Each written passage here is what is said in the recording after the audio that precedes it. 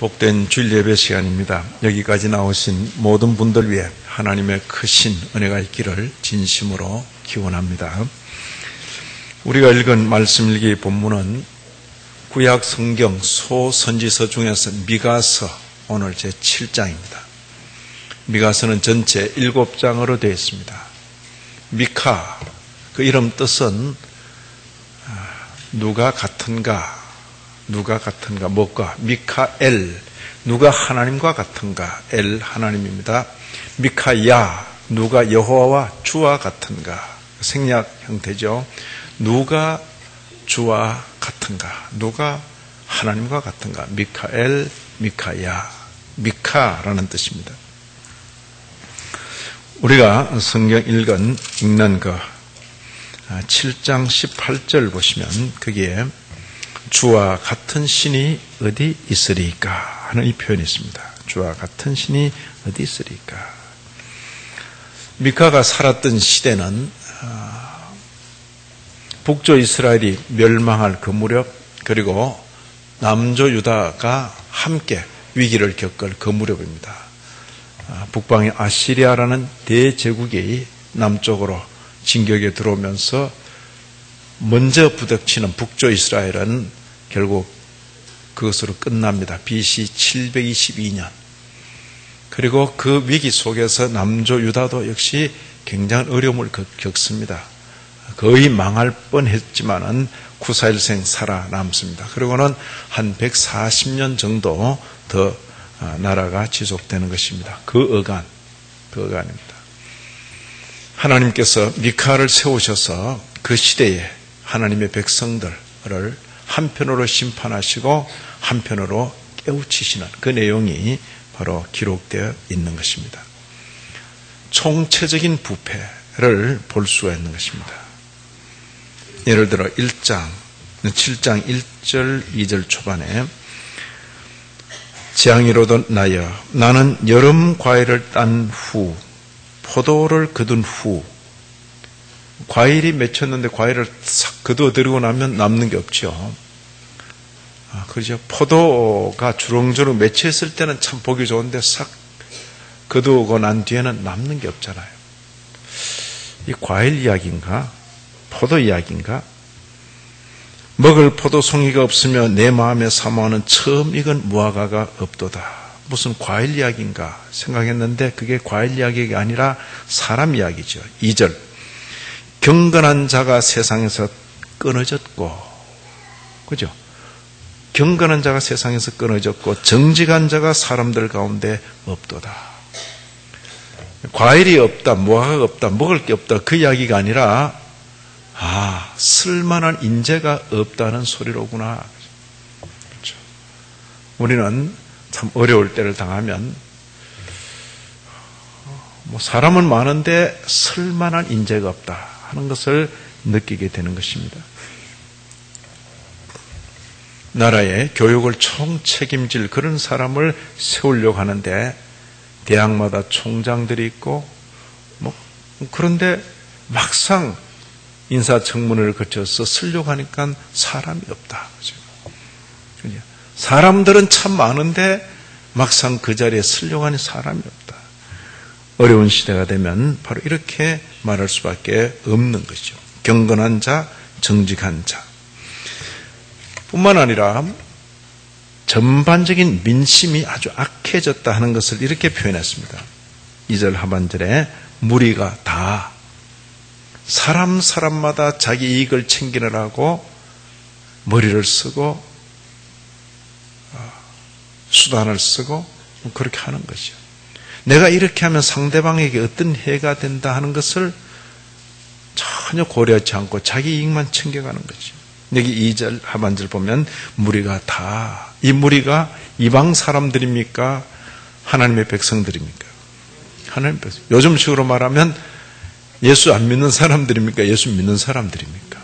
그러니까 교회 안의 이야기입니다. 지금 세상이야 그럴지라도 교회 안 하나님의 백성들은 하는 그 기대 속에서 이 말씀을 하는 거죠. 무리가 다 피를 흘리려고 매복하며, 매복은 숨어 있는 겁니다. 피를 흘리려고. 각기 그물로 형제를 잡으려고 하고, 그물로 형제를 잡으려고 해요. 표현을 그래 한 거죠. 함정을 파놓고 위조문서를 쓰고 거짓말을 하고, 어쨌든 내가 유익되는 그것 챙기려고 상대방에게 어떤 해가 될지에 대해서는 전혀 고려치 않는 전반적인 민심이 악화된 그런 모습이죠. 3절 초반에도 두 손으로 악을 부지런히 행하는 도다. 부지런한 건 좋은데 이런 건 좋지 않지요. 두 손으로, 오른손 왼손, 이 손을 가지고 남을 돕고 남에게 유익을 끼치는 게 아니라 두 손으로 악을 부지런히 행하는 도다. 누가? 하나님의 선민들이 그때 그 당시에. 뿐만 아니라 그때 그 당시에 지도자들의 부패가 이렇게 고발되고 있는 것입니다. 지도자들의 부패. 3절 하반절입니다. 그 지도자와 재판관은 뇌물을 구하며. 그죠? 지도자와 재판관이 뇌물을 구한다. 재판관이 뇌물을 받게 되면 판결을 제대로 할 수 있다 없다? 못하잖아요. 뇌물. 이 뇌물인지 감사의 것인지 잘 구분이 돼요. 한국, 우리 전반적으로 그래요. 전반적으로. 감사인지, 일이 다 끝나고 난 뒤에 드리면 감사가 되는데, 일이 시작되기 전이나 일이 진행되는 중에 드리면 자칫 뇌물이 될 수 있어요. 독일 분들은 비교적 좀 정확한 분들인데, 한국에서 유학생들이 많이 가면서 독일 교수님들을 좀 어렵게 만들었다. 공부도 안 마쳤는데 자꾸 선물을 갖다 드리니까, 그죠? 처음에는 좀 당황스러워 하다가 나중에는 그게 이제 익숙해져 버리는 거죠. 익숙해지면 그 다음 이제, 전에는 많이 줬는데 왜 넌 안 주냐? 이렇게 되잖아요. 부패가 되는 거죠. 일이 다 끝나고 난 뒤에 내 마음을 표시하는 건 감사가 돼도 일 시작 전에 일이 진행되고 있는 중에 뭘 자꾸 드리면 이게 뇌물이 될 가능성이 있죠. 본인이 구분해야 돼. 본인이. 말로는 감사를 하는데 뇌물이 되면 안 되죠. 뇌물이 되면 안 되는 것입니다. 뇌물을 쓰려면 미리 있어야 돼요. 일 다 끝나고 난 뒤에 그럼 어떻게 할 도리가 없죠. 여기 지도자들의 부패를 이렇게 표현했어요. 지도자가, 재판관이 뇌물을 구한다. 권세자, 힘을 가진 자가 자기 마음의 욕심을 말한다. 자, 권세자는 자기를 위해서 살아야 될 사람입니까? 백성을 위하여 살아야 될 사람입니까? 이게 이제 바뀌는 거죠. 우리는 워낙 그런 사회 속에 살았기 때문에 권세자가 할 일은 그러면 당연히 자기 위해서 사는 것, 이렇게 갈지 몰라도 원하는 그게 아니죠. 힘이 주어진 것은 그 백성을 위한 것이다. 그 백성을 위한 것이다. 뇌물 받는 지도자, 뇌물 받는 재판관, 자기 유익을 챙기는 권세자들이 서로 야합을 하면 어떻게 됩니까? 대단하죠. 완벽하죠. 여기 3절 마지막에 그들이 서로 결합하니, 서로 손을 잡은 것입니다.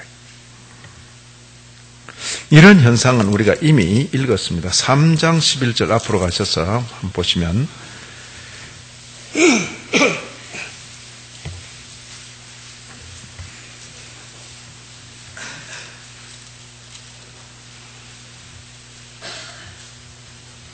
그들의 우두머리들은 뇌물을 위하여 재판하며, 그죠? 돈 많은 게 이기는 거예요. 그들의 제사장은 삭슬 위하여 교훈하며 그들의 선지자는 돈을 위하여 점을 친다 그랬어요. 종교사회 속에서 제사장, 선지자들의 그 권세랑은 대단한 거죠. 옳은 걸 옳다, 그런 걸 그러다 말해야 되는데 옳은 걸 그러다, 그런 걸 옳다 말하게 되면 이제 헷갈리기 시작하는 것이에요.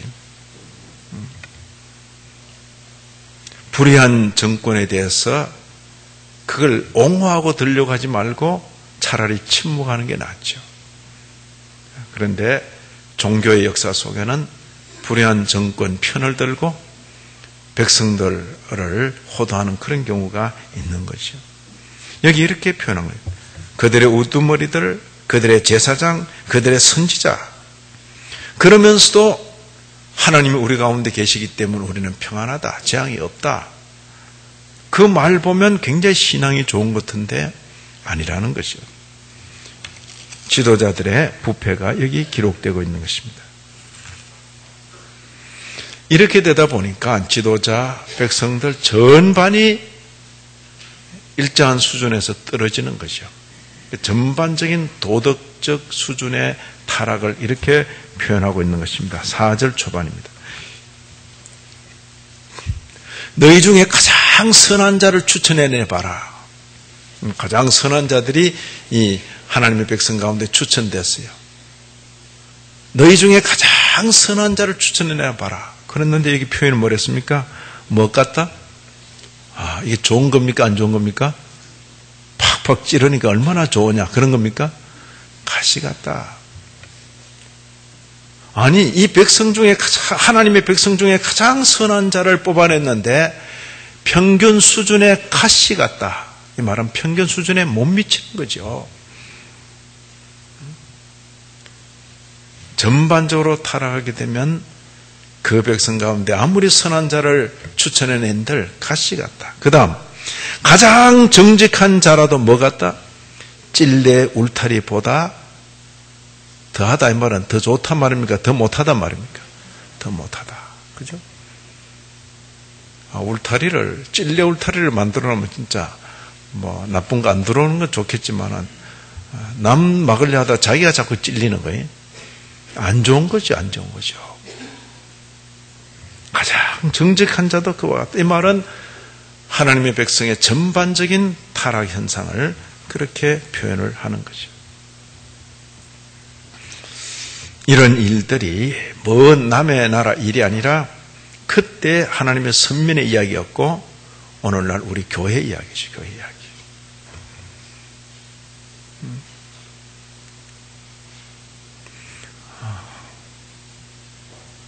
안타까운 거죠. 그로 인한 하나님의 그 심판이 선언되는 것입니다. 4절 이하 나오는 내용이 그런 내용입니다. 하나님의 심판이 그들의 파수꾼들의 날, 곧 그들 가운데 형벌의 날이 임하였다. 이제는 그들이 요란하리로다. 형벌의 날이 임했다. 하나님의 심판이 임하는 거죠. 하나님의 심판이 물론 뭐 위로부터 뭐 불이 떨어지고 그럴 수도 있겠지만은 전반적인 불신, 그리고 전반적인 불화로 나타나는 것입니다. 무슨 소리냐? 각자 자기 이익을 챙기는 것이죠.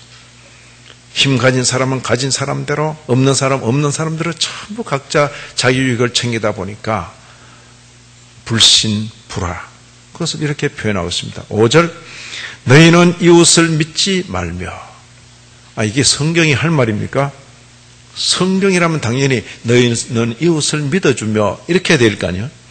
너희는 이웃을 믿지 말며 친구를 의지하지 말며 심지어 내 품에 누운 여인에게라도 내 입의 문을 지킬지어다. 믿을 놈 하나도 없다 그 이야기예요. 친구라 해서 시큰 동업했는데 나중에 알고 보니까 알맹이 다 빼갔어요. 그러죠.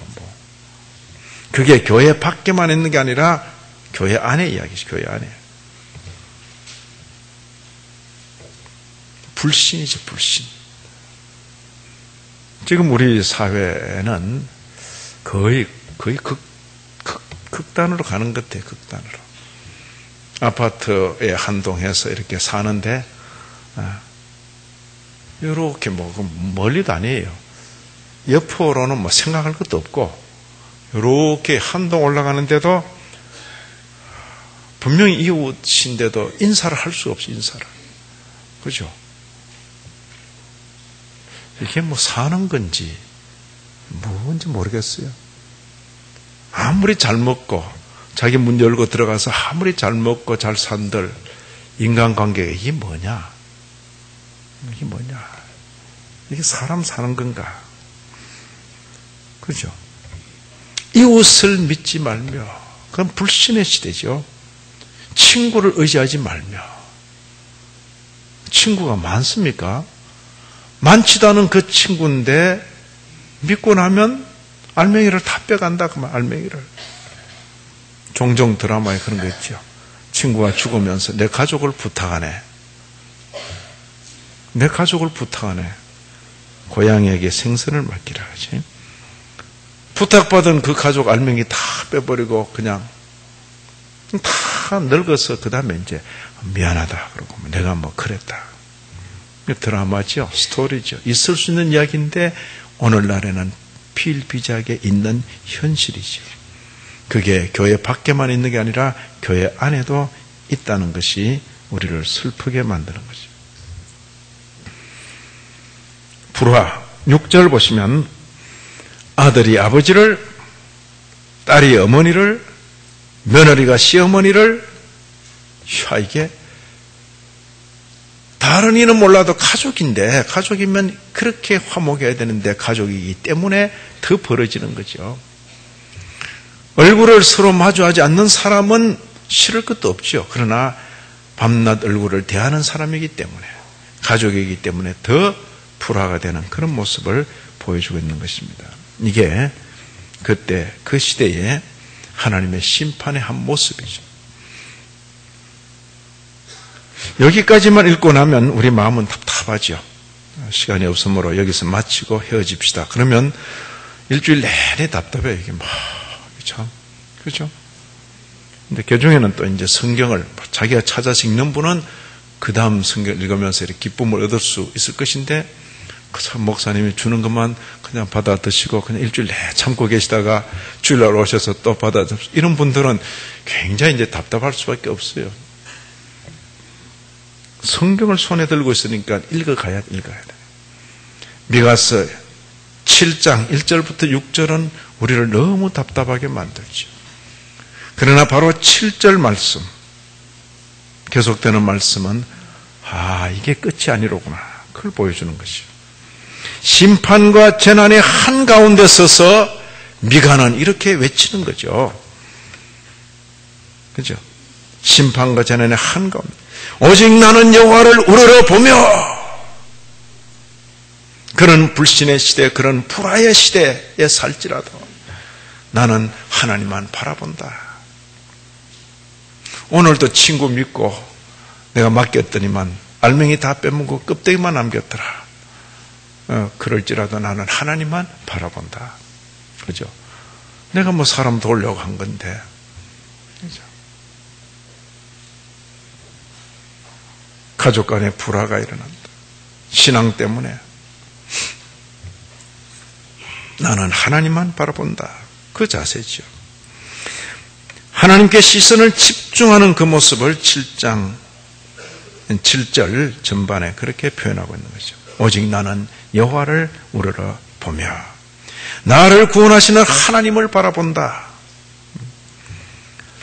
더한 것은 자신이 당한 그 재난,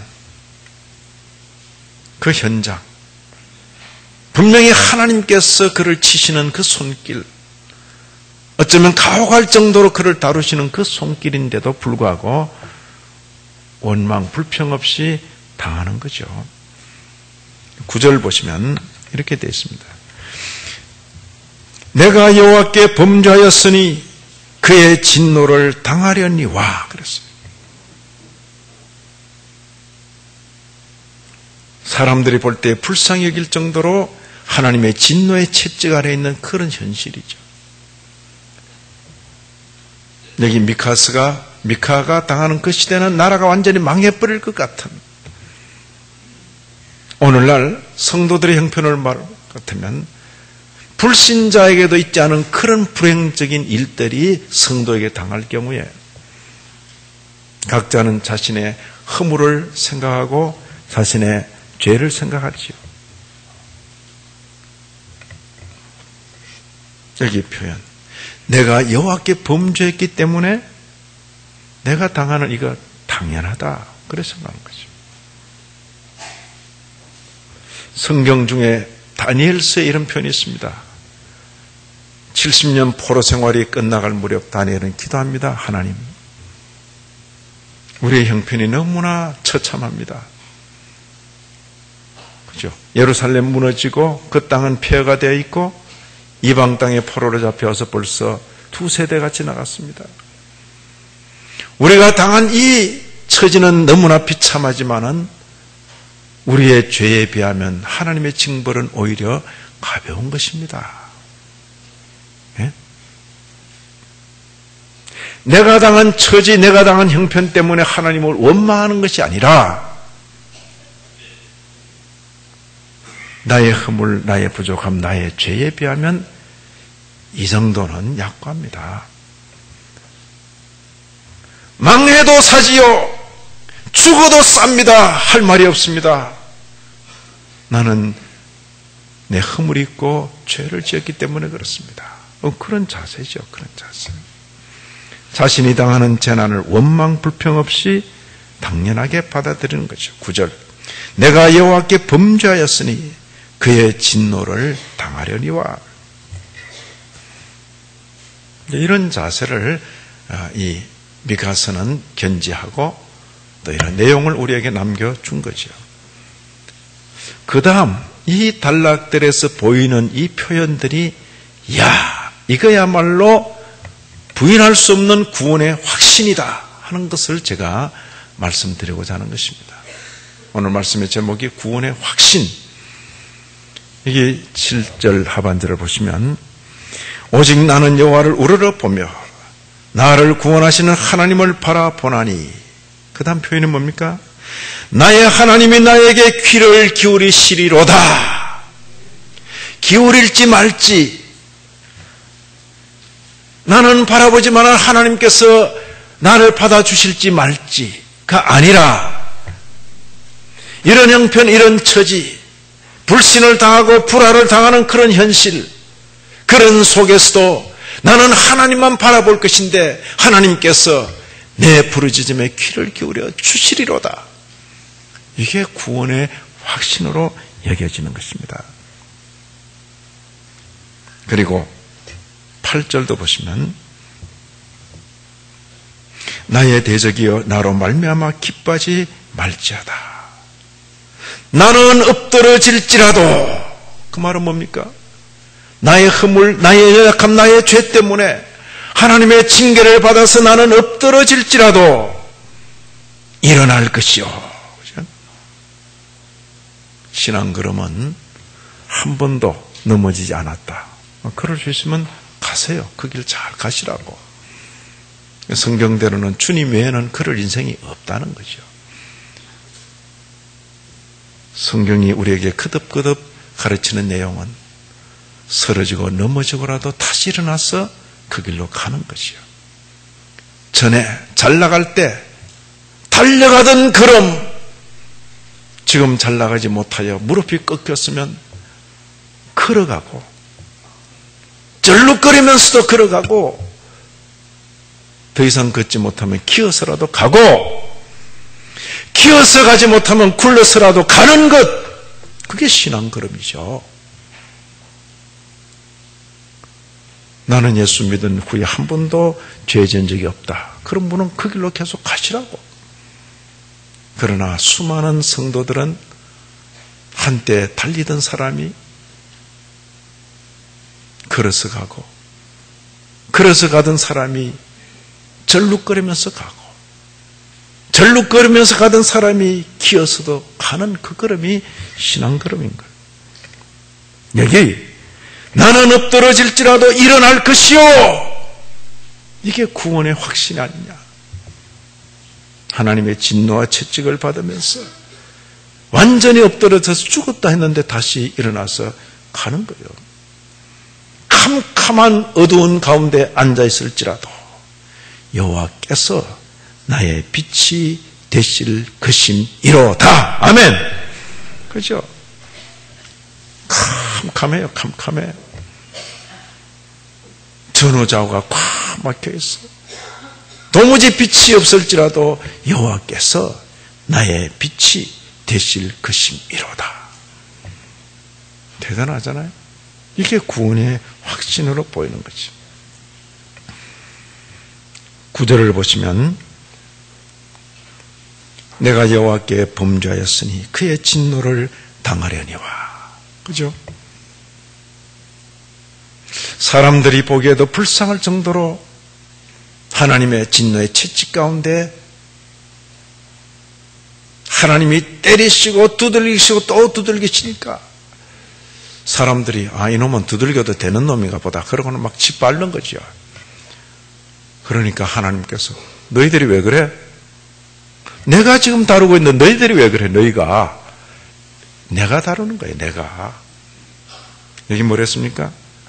주께서 나를 위하여 논쟁하시고 마침내 주께서 나를 위하여 논쟁하시고 나를 위해서 변호해 주신다 그 말이에요. 주님께서 채찍질하시고 주님께서 따르시는데 사방이 그를 막 그냥 짓이겨. 그럴 때 주님께서 변호해 주시는 아니야 너희들이 손댈 거 아니야. 내가 알아서 내가 내 백성 나의 종 내가 알아서 하는데 너희가 왜 그래? 너희가 그렇죠. 마침내 주께서 나를 위하여 논쟁하시고 심판하시며 주께서 나를 인도하여 광명에 이르게 하시나니. 그죠? 캄캄함, 절망할 수밖에 없는 그런 현실. 그러나 그 속에서도 마침내 주께서 나를 인도하여 광명에 이르게 하신다. 지금 이게 이미 이루어진 현실입니까? 앞으로 될 일입니까? 전혀 현실은. 그러나 바로 이 마음을 가질 수 있는 게 뭐냐? 구원의 확신. 예?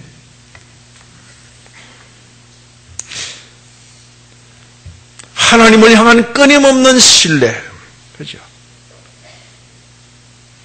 징계를 당하고 채찍에 맞고 많은 사람들 가운데 버림받은 자 같고 그럴지라도 하나님께로부터 그런 대우를 받을지라도 하나님을 향한 끊임없는 신뢰. 이게 뭐예요? 이 신뢰의 근거가 뭔가? 그 사람 믿음 좋다. 그렇게 표현할 성질이 아닌 것이죠.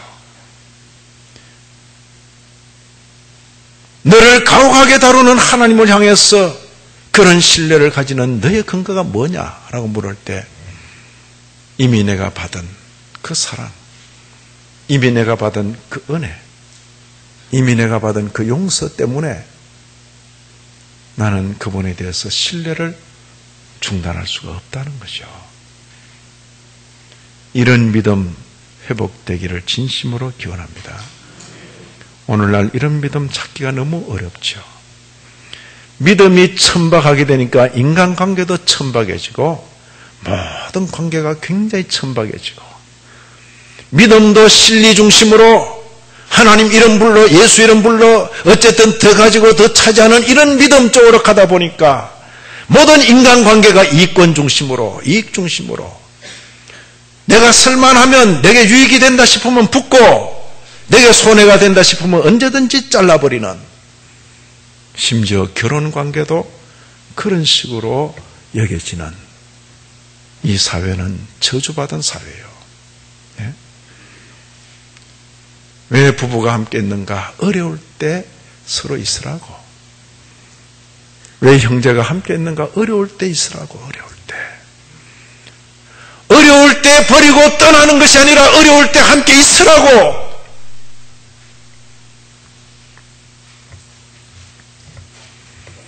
이런 잔인한 인간관계가 교회까지 들어왔죠. 교회까지. 젊고 유능하고 건강할 때 목사가 있고 늙고 병들고 쓸모없어지면 교회에서 퇴출시켜버리죠.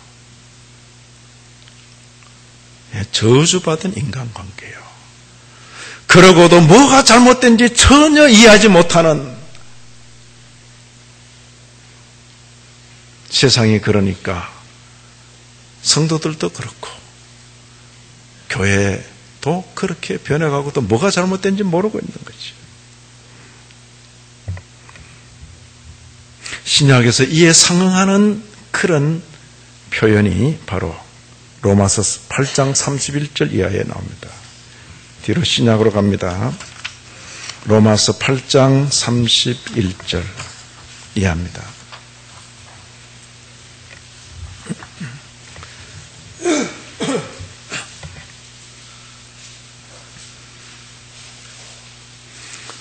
로마서 8장 31절 바울 사도가 한 번도 만난 적이 없지만 로마 성도들에게 구원의 이치를 잘 설명하면서 그 전반부를 마무리 지을 때 그런즉 이 일에 대하여 우리가 무슨 말 하리요? 만일 하나님이 우리를 위하시면 누가 우리를 대적하리요? 수많은 대적이 있을지라도 우리에게 대적될 사람이 없다. 그런 뜻이죠. 33절 누가 능히 하나님께서 택하신 자들을 고발하리요? 수많은 고발자가 있을지라도 우리에게 고발할 자가 없다. 34절 누가 정죄하리요? 죽으실 뿐 아니라 다시 살아나시는 그리스도 예수시니 수많은 정죄가 있을지라도 우리를 정죄할 자가 없다. 35절 누가 우리를 그리스도의 사랑에서 끊으리요? 끊으려는 수많은 시도가 있을지라도 끊을 수가 없다. 누가 그득 반복되는 이 반어법, 그죠? 있을 수가 없다는 거죠.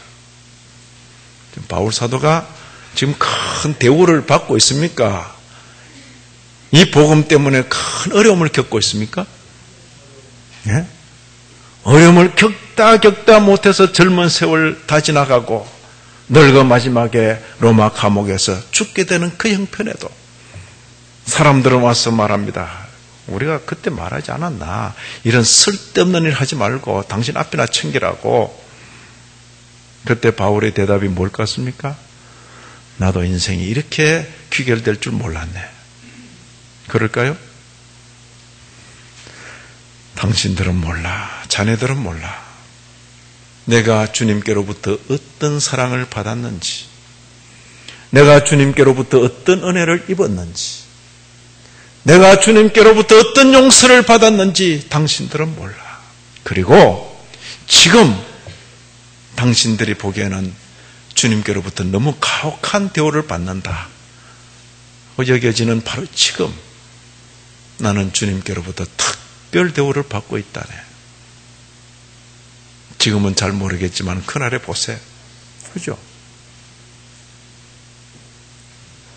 이게 기독교 신앙입니다.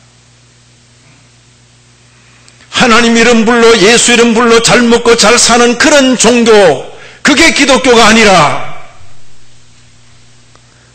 잘 살든지 못 살든지 지위가 높든지 낮든지 건강하든지 병들어 있든지 젊든지 늙어 있든지 사람이 살아가는 일생 동안 하나님께서 나를 어떤 형편 어떤 처지에 두더라도 내가 이미 받은 그 사랑, 그 은혜, 그 용서 때문에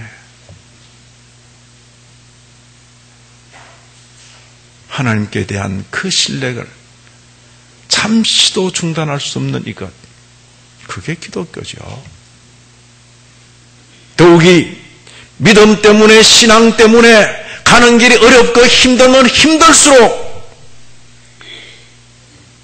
나에 대한 특별 대우를 깊이 느낄 수 있는 그 수준이 기독교 수준이다. 기독교 신앙이다. 그 이야기죠. 지금 잘 먹고 잘 사는 남한 땅에서는 하나님 이름 불러 너는 얼마 받았나? 나는 얼마 받았나? 더 받아야 되겠네.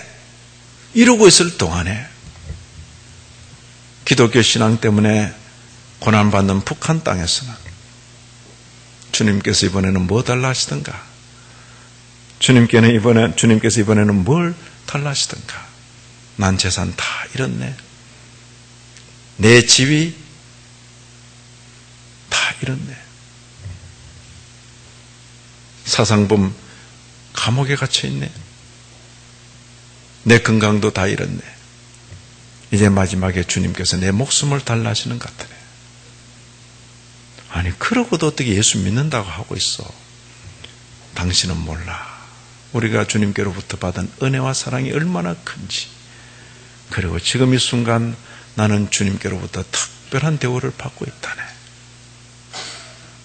길게 한없이 연장하는 것이 생명의 원리가 아닐 것입니다.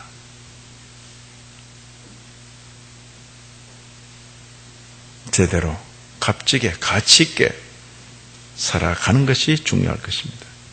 여기 로마서 8장 36절을 보면 35절, 35절 누가 우리를 그리스도의 사랑에서 끊으리요? 환난, 곤고, 박해, 기근, 적신, 위험, 칼, 그 어떤 것도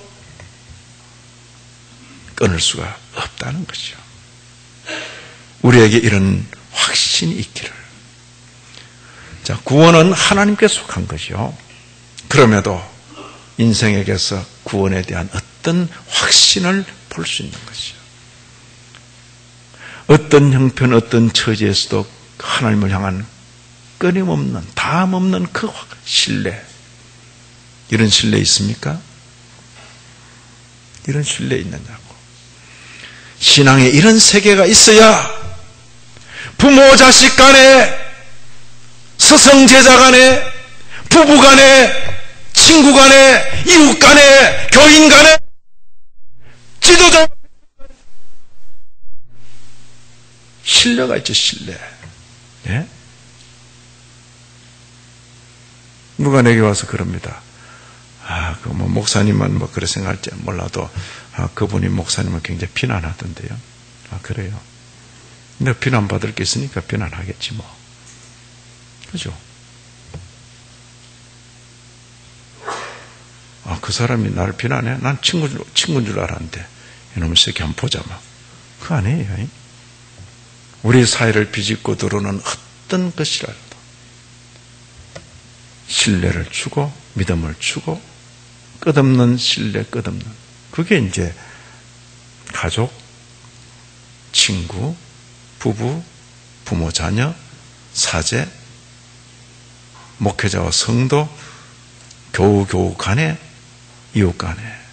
그죠? 신앙이 그 본래의 수준을 다 잃어버리니까,